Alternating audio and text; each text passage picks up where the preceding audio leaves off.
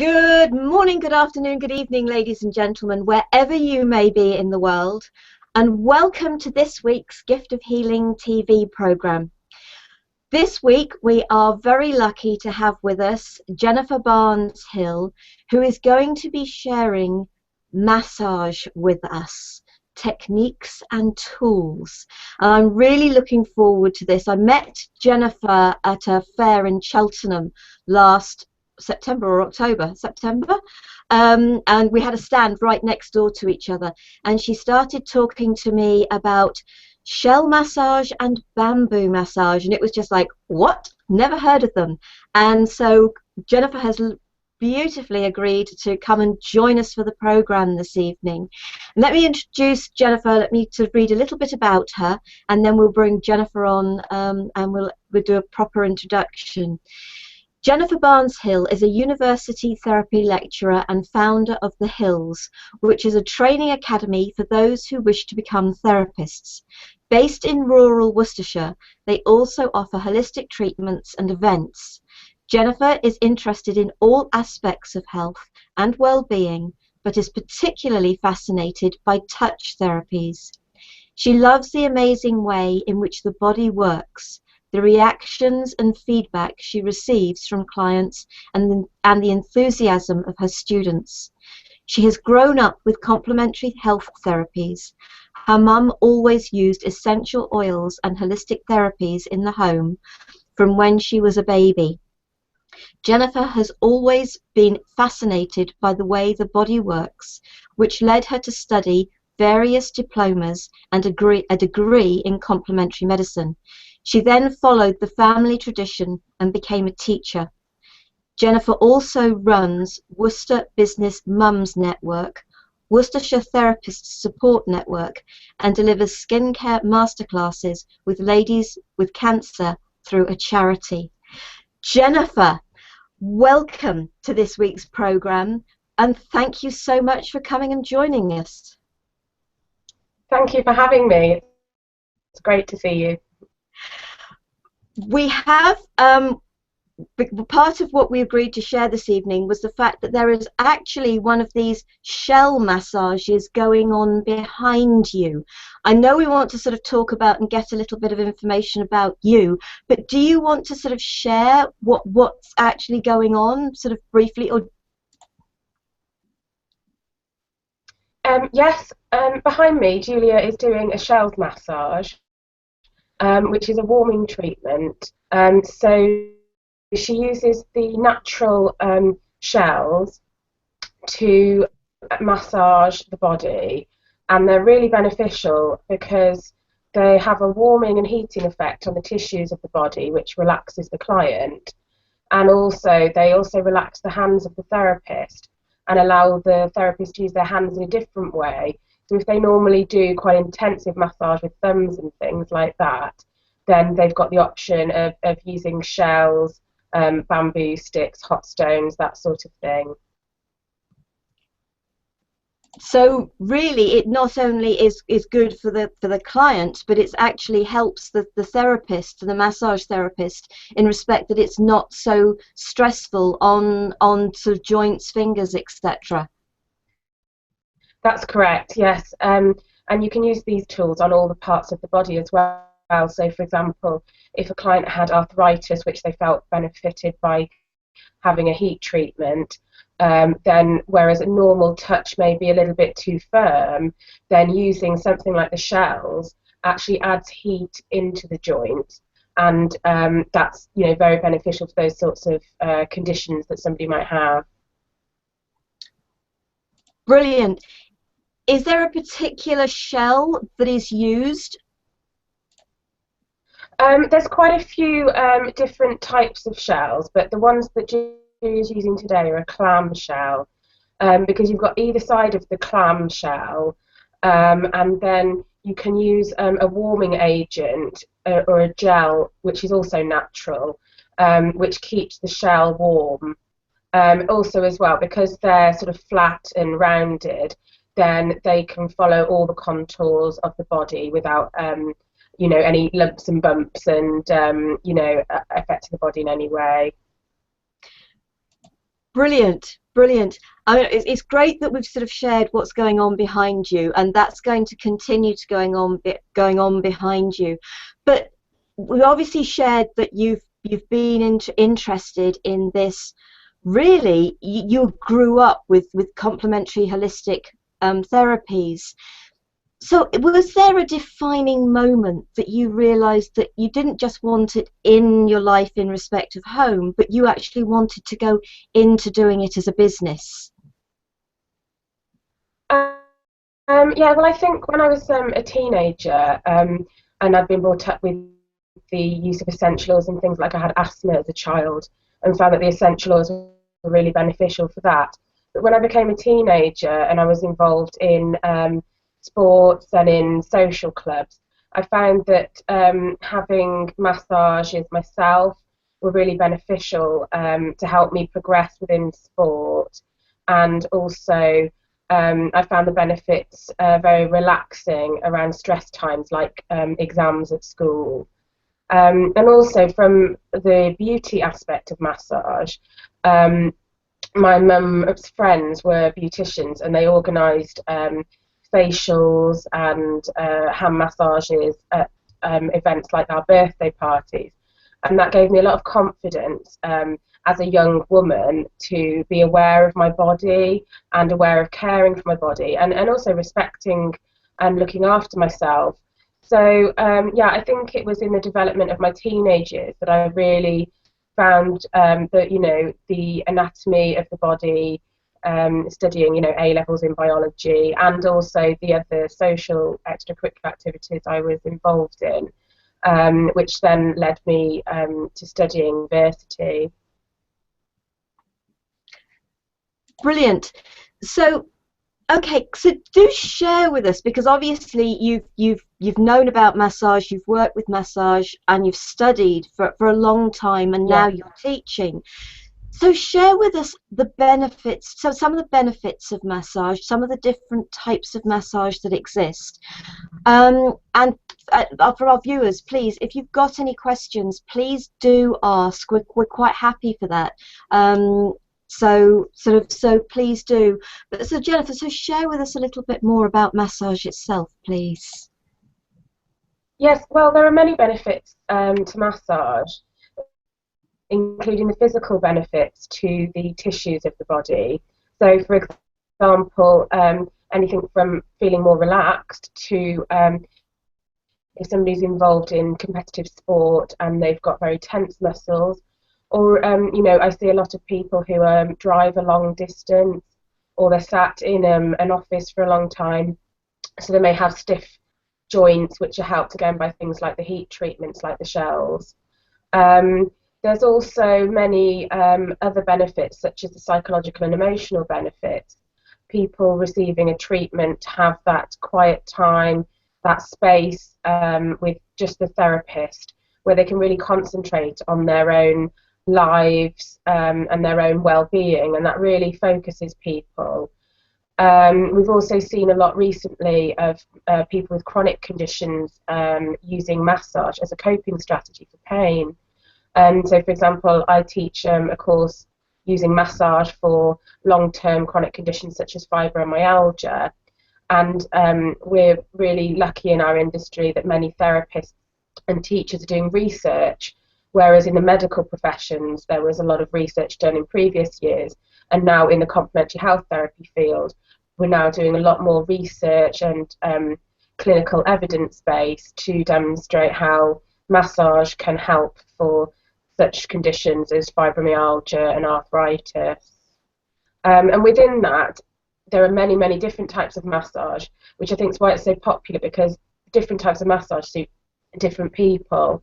So, for example, there are some massage which have evolved from certain cultures or certain countries. For example, like Hawaiian lomi lomi massage, Indian head massage, Thai foot massage, Korean massage. Literally, there's so many different types of massage, but they've evolved naturally from them being used within the home, within social situations, and generally as part of an integrated part of their culture. And then with the development of therapies professionally, particularly in the West, we've then embraced these different types of massage and been able to then treat a much wider range of clients, which is really great for all the different types of people that we see. And also as a massage therapist, we constantly have to upskill, research why a particular therapy would be beneficial, and also upskill with our practical abilities, so continually doing training every year to keep abreast of any changes and updates within our industry. So being able to tap into all those different types of massage is excellent, and it's really interesting as well. I love learning new things. Yeah. No, brilliant, brilliant. But I know people that do massage, and I hear a lot of people as they get sort of slightly older, and this is the therapists themselves, because obviously they've done so much, and it's the use of the thumbs and the fingers, and it's the therapists themselves, their hands actually will no longer really allow them to do the massage techniques. And obviously that's what interested me so much. You've got the hot stone, you've got a hands-free massage, which I think is more forearms and elbows, isn't it? And there are a lot more massages coming out that are actually kinder to the practitioner, as well as being really beneficial to the client. Yes, I think that some years ago there was a bit of a myth that no pain, no gain. You've got to have a really hard massage to be able to have any benefit from it. However, that's not the case, and it can do more sort of damage than good. So having lots of different things to tap into, all these different tools, is really excellent. And also, I think some practitioners are thinking that maybe they won't be able to feel the contours of the body or feel any changes within the body of the client. However, you can actually use those tools very sensitively to still be able to feel all those little knots and adhesions that might be under the skin. And really, it's teaching therapists to use different parts of their body. So it's very encouraging that students and therapists that I see are also partaking in things like yoga, Pilates, lots of well-being for their own body. So when they do have a massage career, it can be very long and very fulfilling. Things like, for example, using correct posture then when they're carrying out a treatment, being able to use their body weight, being able to use their arms and elbows in hands-free massage, and holding the tools correctly to be able to give a really dynamic and maybe a softer or a much harder sort of sports treatment with the tools. So yeah, they're really, really versatile. Brilliant, brilliant. You've got a little sort of taster that you're going to share with us, or a hand massage that you are going to share with us, and we will come to that. But we were sort of talking before we started, because people that go for a massage, and we were sort of talking about the fact that if you're going to somebody for the first time, one of the first things that I think we would all expect, those of us that are in the business, if you like, would expect that a consultation form is done, because I know you were talking about fibromyalgia and arthritis, but there are contraindications, reasons why people can't have a massage. So do you just want to share a few of those things that sort of, if people, they need to seek advice, they need to ask help, and if they go for a massage and they aren't asked these questions, it is important to be aware that there are actually what in the profession are called contraindications. Yeah, that's correct. Excuse me. Well, really, the therapist is looking to see if that client has any medical history. So have they got any conditions or taking any medication that may affect the way in which their body works and functions? Excuse me, sorry. So, for example, if they've having an investigation by a consultant, or they've been newly diagnosed with a condition and they're not sure of the side effects of the tablets, or something else that they may not be unsure of, the therapist does a risk assessment, and they would then think, well, I'm not sure what's going on with this client, I'm not sure how I can make a correct course of treatment on the day because I'm not in the full facts. So anybody who's under investigation for maybe a lump or a bump, they're not sure what it is, or have not had a regular appointments with their doctor or practitioner, then we would then wait for them to obtain a consent letter from that person. And also, it's a professional courtesy that we wouldn't want to be doing something which would then counteract what another professional was trying to achieve with the client. Also, as well, within certain conditions, there are maybe some symptoms or some effects on the body which we may need to have specialist knowledge of.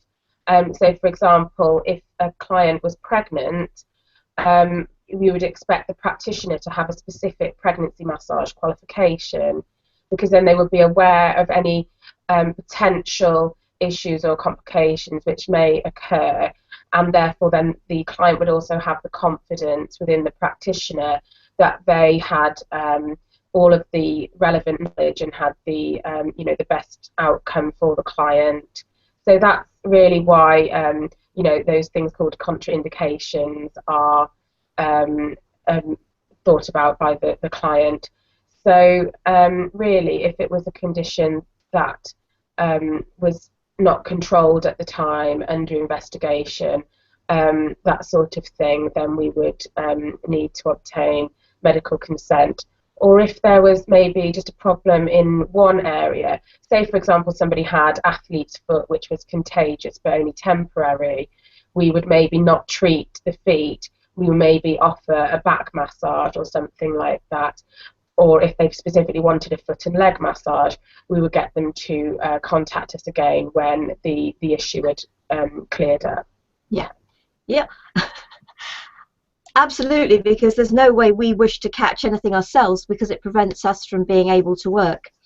I don't know how long Rachel's been watching us, but Rachel has said do we get to see the massage techniques? Are we just talking, Rachel, about the one that's going on behind, which is the shell massage? It depends whether you were with us right at the very beginning of the programme. And hello, Karen, our regular from Paris who's watching us, is with us again this week. What we are going to do, Rachel, is Jennifer is going to show us a hand massage that we can do for ourselves. And am I right in thinking, Jennifer, that obviously sort of the hands, like the feet, actually represent the whole body? It is just that obviously it is easier for us to do a massage on our own hands than it is to be more distorted and doing the massage on our feet, because I know reflexology is mostly done on the feet, but if somebody hasn't got a foot, it can be done on their hands. So sort of so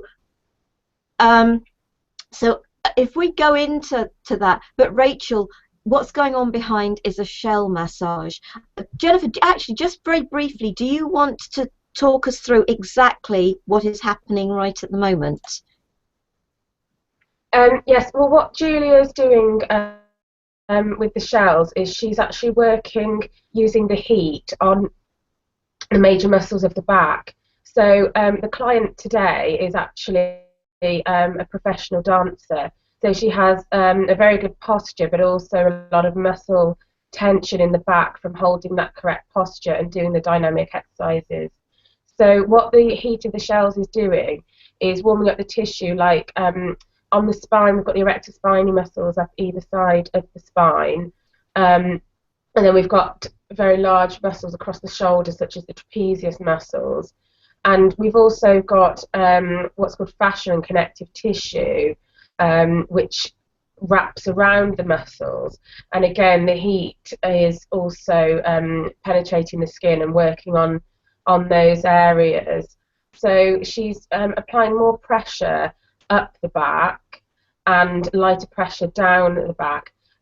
we usually do massage movements stronger towards the heart and the lymph system, because that's the way that the body moves with the fluids of the body. She's also using the side of the shell to actually work in circular motions into any muscles that she feels a tension or a resistance from. So, for example, she's currently working around the sacroiliac joint, which has a lot of big muscles which support the hip and the pelvis area. So she can actually use the side of the shell to work out any tensions in that area. She can also use two shells together, one at once, or apply extra pressure by putting one hand over the top of the other hand and actually apply a deeper pressure into that tissue. It's brilliant, brilliant. Okay, so are you happy to show us? I'm going to follow on, but I don't think you're going to be able to see my hands as I do this, but I am going to follow this. So if you want to sort of share, and folks, please join in with this as well. So join in for that, the hand massage, and share what Jennifer's going to share with us. Yes, well, the other great thing about massage is that we can also, with our hands, do a self-massage on our own hands, because we find that we have very stiff hands from maybe driving, typing on a computer, or writing.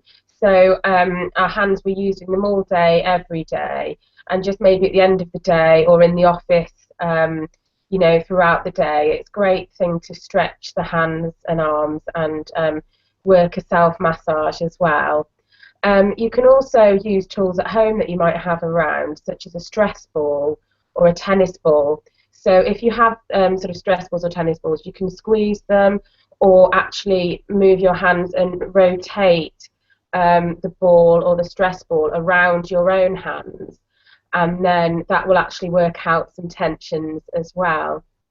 So I'm just going to show you a few simple movements that you can do with your own hands, and please feel free to join in at home. Okay, so the first one is just going to be rotating the wrist round in a circle. So people can feel that the joints around the wrists can be stiff, and really nice, slow, gentle movements circling the hands will release that. And you can work back the other way as well.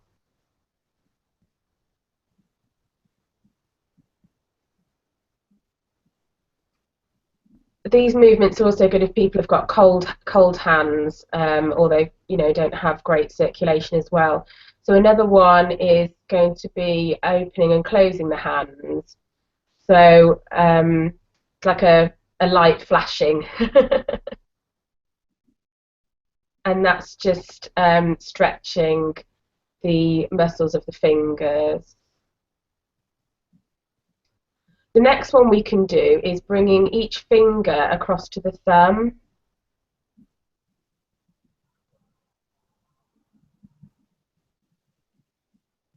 And you can do these movements as many times as you want to. Or if you do get stiff hands which may feel cold, you could even do this a few times in the day, while you're watching TV or anything like that. Another one that you can do is what I call playing the piano, so pressing the fingers down one at a time. And all these movements are literally just moving your hands in different ways.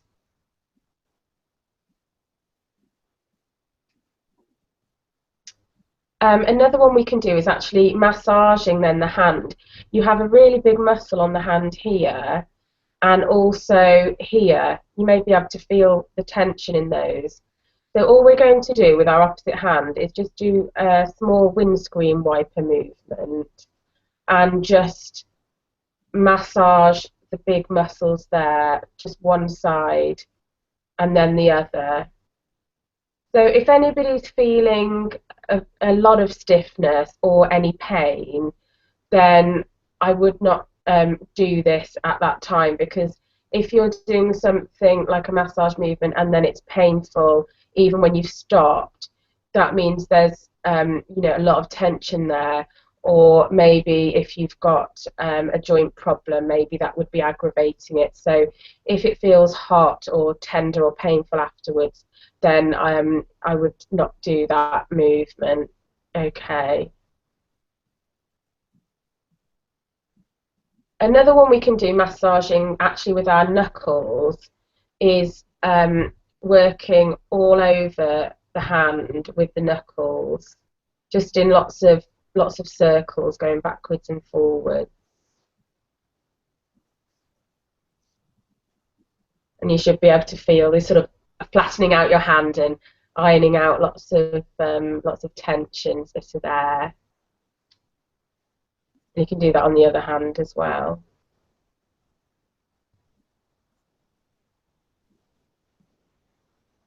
And on the fingers, we can just massage each finger in turn.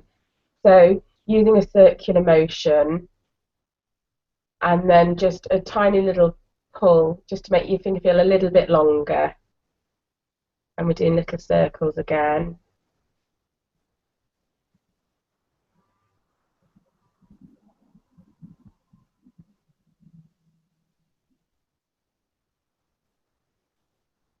And you just work along until you've covered all of the fingers on there.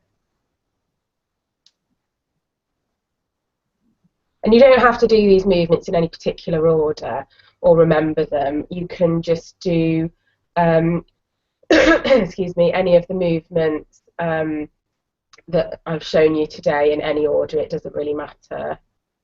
But if you are interested in doing hand massage in more detail, there are many videos for self-hand massage and leaflets around stretching and doing hand massage for office workers and people like that.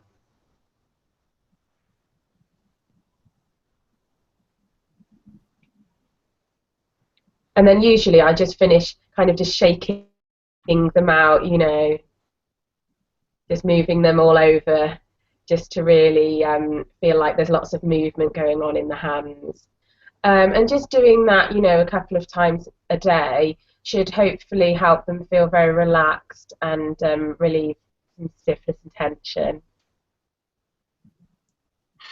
No, that's it. So, I mean, I know I'm actually one of these people that has poor circulation in hands and feet. So what you're saying is this can be really good if you've got that poor circulation in your hands. Yeah. Yeah, particularly this time of year in the cold weather as well, and things like going from the cold outside into hot rooms, you know, people can really notice that. And you can do the similar things on the feet as well, like ankle circles and you know, rolling a tennis ball or a stress ball around the top and the bottom of the foot. Yeah, so all of those movements you can do on the feet as well. Not so comfortable doing some of those movements on the feet when you've got to use your hands to do them, though. No, I know, not as relaxing, really. Better if somebody else does it for you. Absolutely, absolutely. One of the things you mentioned when you were talking earlier was really about it just being the client and the massage therapist. And one of the things that I'm always sort of talking to people about, especially clients, is that having that me time, that time that is for you to relax, to unwind, whether it's a massage, whether it's a walk, whatever it is. And I don't know about you, but it is, you know, it can be an energy session, it can be Reiki, it can be anything, but going and treating yourself to something that is that me time. You know, you've mentioned it, but this is something that's really important, isn't it? Yeah, yes, definitely. I think we all live such busy lives nowadays. You know, we're constantly having to be on the phone or reply to emails immediately, and juggling professional, personal life and everything else that we've got going on. So I think we don't have as many opportunities to just sit, reflect, and just gather our thoughts and you know, have time to be aware of our own body and our own health. Because again, I have clients that come and say, oh, you know, I feel really guilty about having a treatment because I should be doing the ironing or looking after the children or doing that little bit extra at work. But I always say to them, well, if you don't look after yourself and your own body and your own health, you know, which is so important, then you can't actually help other people in the best way. So if they have a clear mind, they feel energized or relaxed, you know, people often report after a massage they've slept better, they can think more clearly, then any other tasks they have to do in their personal professional life, they can function much better. And equally as well, the people we were talking about that maybe have chronic illnesses or suffer with pain or insomnia, those sorts of conditions, then really having that time to think through about their own coping strategies, things that work for them and their own family. I think that empowerment and that confidence and that body awareness is just so invaluable, and people really do feel a benefit from that. It's absolutely essential. I mean, some people's reaction is, I can't take the time, I've got too much to do. But I think, as with everything, what's really important is the fact, if you take the time, if you allow yourself to relax, to unwind, you're actually re-energized, and you can do so much more than if you just kept going through. So by giving yourself a bit of time off, you actually enable yourself to achieve so much more. Yes, definitely. And I mean, in treatment sessions, whether it be a massage or whether it be hypnotherapy or anything, you tend to find that people maybe fall asleep, or they become emotional. These sorts of responses are natural, and they're the body's way of balancing itself, which we call sort of the body reaching equilibrium or homeostasis. And it's just a really good way of having time out to just focus your energy, focus your mind, and as we said, just have that space and time to reflect as well. Because also clients talk about things that they've done and things that they've maybe considered with their own health, where they've maybe done things that weren't the best for their health, yet having that space to reflect on those mistakes, they can then work out an action plan for themselves and the people around them to work really positively and work forward. And that's why I love working with clients, because over the weeks and over the months that you get to know them and see them progress, you know, the benefits and the confidence and everything, really. It's so nice to see people having that time for themselves. I find it essential, and I am one of these people that tries to encourage people, and I think we have to ourselves nudge ourselves occasionally. We give all this great advice. I know, yeah. We've got to make sure that we take it ourselves. So it goes for every single one of us. I mean, I know we work in it with amazing techniques, with the sort of massage and with so many other different practices that are out there. And the massage is brilliant, because it works so much with the muscles of the body.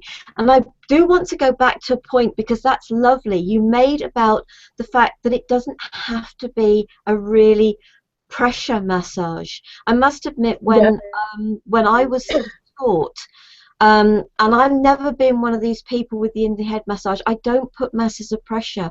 I do a very gentle Indian head massage, and it was actually metamorphic technique I was being taught. And what was said was, gentle touch produces the endorphins of relaxation, whereas a touch that causes pain produces the endorphins of fight or flight. So I've always said to my clients, I don't want you wanting to hit me or run, but that's what it is, isn't it? A gentle massage can create an even greater benefit, because the muscles relax and say, oh yes, thank you very much, than something that hurts. Yes, it has a very sedative effect on the nervous system and can be very calming as well. Things like using essential oils to help with things like relaxation. There are so many different tools and techniques for suiting different people. And I think if people are maybe on a limited budget, or they're not knowledgeable about all the different types of massage, because there's some massages I don't even know what really what's involved.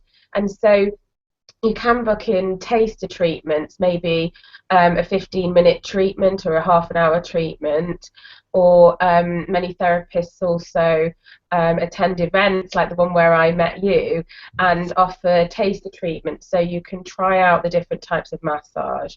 And therapists that do a number of massages will also help you select that, because again, it's not a case of the therapist instructing or dictating to the client. It's very, very much a collaborative partnership. And to gain that informed consent from a client, you're empowering them with knowledge about the different types of massage, and then you're helping work through their symptoms or through their needs with them to actually select the best massage for them on that day, and helping them plan a course of treatments which will be most beneficial for them. So don't be afraid to ring up or email somebody and ask their opinion about the different techniques that are available. And perhaps if they do a taster session or a shorter session. And also as well, it's a very personal relationship with a therapist. And then you'll be able to know if you really get on with them and it's somebody that you can sort of work with to reach your own goals within your own health and well-being. Absolutely. And I've said for a long time there are three aspects to any sort of treatment, whether it's massage, whether it's something different within the complementary therapy. And it may appear to be a strange order to people, but the first one is the practitioner. If you don't feel comfortable with them, you're not going to relax. The second is the room, and I must admit I love your room with all those wooden beams. That looks gorgeous. But if you don't feel comfortable in that room, if the energies of that room are wrong for you, you're not going to relax.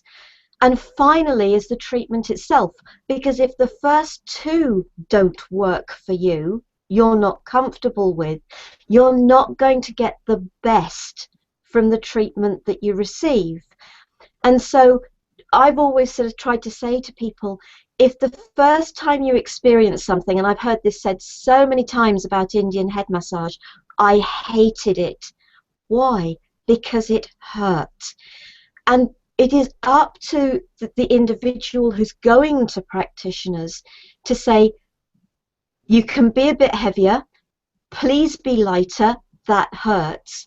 Because the practice that it's your session as the customer, and it has got to be what's totally right for you. So Jennifer, just a little bit of feedback on what I've just said. Yes, well, when you have an appointment with the therapist, it's very much your time and your own session. So if there was something that you liked particularly about a previous treatment or disliked, do let the practitioner know, because they'll want to make you feel as comfortable and relaxed as possible. So it may be something really small, like you don't like to have your feet covered with a blanket because it makes you feel claustrophobic, and you like to have the towel finishing at your ankles so your feet are left out of the bed. But if you're going to be worrying about that and thinking about it through the whole treatment, you're not going to relax, and you're not then going to gain the best benefit from that session. So if there's anything particularly that you like or dislike, for example, having your hair and scalp massage with oil or without oil, or with a different type of product, then when you're talking to the client about, the therapist, about your medical conditions, about allergies and anything else that you think is relevant, it's also very important to discuss any likes and dislikes and any concerns that you have as well. So, for example, if they have had quite a strong, powerful massage before, you know, like you said, that was painful. You don't want to be apprehensive during a treatment. So making that completely clear to the therapist, they will have those tools and different massage techniques, such as using the flat aspect of the hands and fingers rather than using knuckles and elbows. And again, if you prefer a heat or a cooling treatment, make the client, the therapist aware of that. Yeah. Yeah. And I think it's essential, whether you are the therapist, whether you are the client, you know, the client is the one who is paying for the treatment. And I know in a lot of cases the therapists really do know what they are doing, but it is what makes the customer most comfortable. And we've had sort of Jenny has put here, hi, really useful hand massage techniques for therapists, thank you. And Jenny's in Cumbria.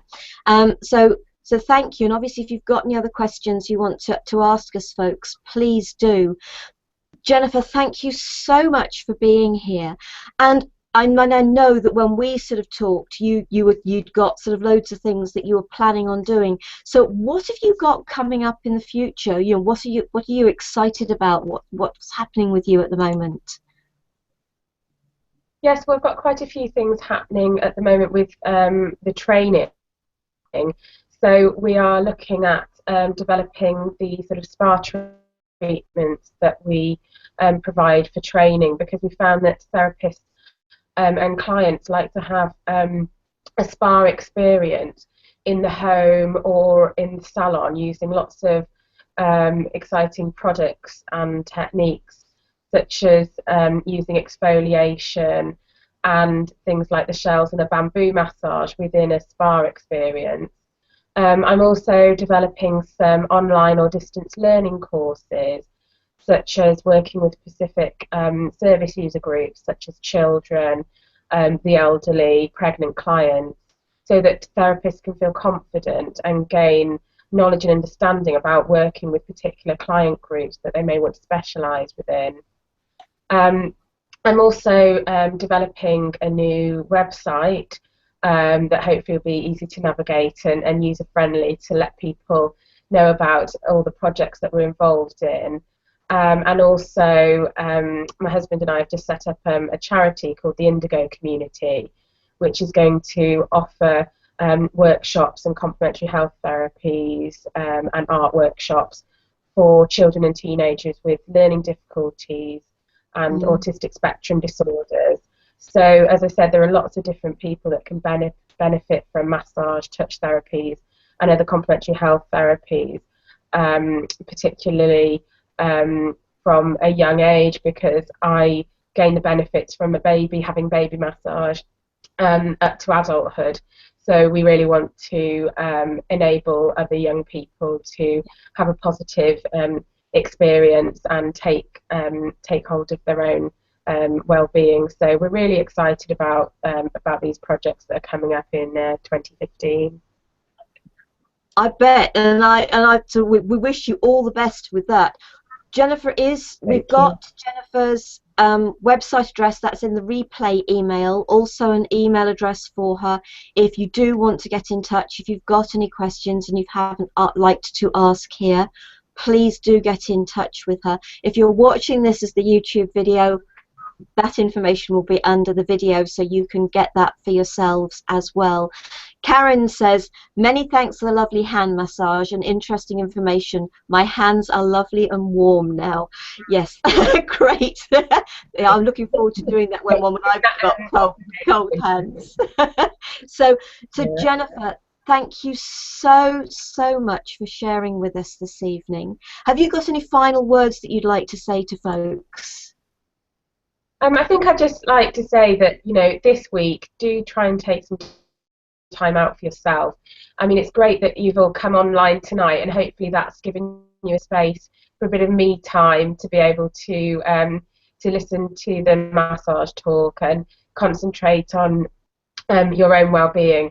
So again, even if it's just to have a bath or take the dog for a walk or just put your favourite CD on and sing along to it in the car, just definitely, you know, try every week, if not every day, to take some time out for yourself I definitely think that's a probably good message to end on, really. Brilliant message to end on. I think it's something that's valuable to us all. So thank you so much. Thank you. Just a reminder that next week we have a meditation, and the meditation is called I Am Life, and it's a meditation by Kuan Yin. Our guests are Amber Adams and Orchid Rising, and we will explain more next week when you join us. So we hope you'll join us next week. The link to that is going to be in the replay newsletter, so the replay email, I apologize. And for those of you who are watching this on the YouTube video, if it's within the next week from this, you can go to our website. That link is below the YouTube video as well, and you can sign up for that program and any other programs that are coming up. Jennifer, a very, very big thank you to yourself and to your massage therapist and your lady body for being there for us this evening. Very much appreciated. And I wish you all the very best of luck. I hope that we will see each other again in person at some stage in the future. It was lovely to meet you and see you at the Birmingham one, however briefly that was, as well last year. So thank you, folks, for watching. Have a wonderful, wonderful week, and we will see you again next week. Love, peace, and light to you all. Namaste.